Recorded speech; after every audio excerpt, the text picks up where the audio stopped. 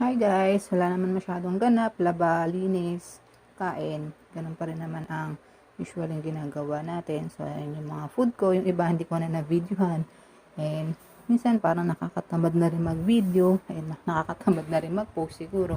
Ganito na yata kapag malapit na siguro mga anak, parang nakakatamad na rin kumilos. Pero pagdating ng 9 months, God willing ay kailangan natin magpatagtag. So, for now, medyo ingat-ingat pa rin kahit magpapakabisi tayo dito sa bahay. And kahit boring, tiis-tiis lang. And darating din naman yung panahon na magpupuyat na rin tayo kay baby. So, yan lang mga binigay ni dad. Ang shimanju. Malikot talaga si baby kapag kumakain ako niyan. And syempre, kasi matamis yan.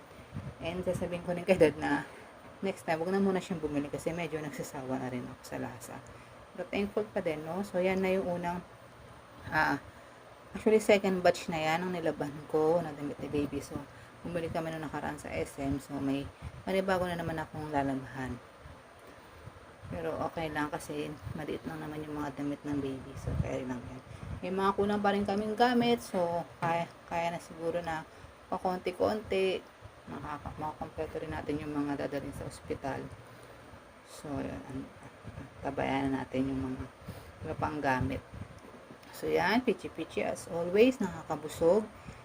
And nakain ko na kasi yung isang malalaki. Kaya, hindi ko na na-videohan. So, yan. Order ako sa Shopee. Sinalin ko yung ibang mga kumbaga toiletries ni baby. So, ito. Pumunta kami ng SM.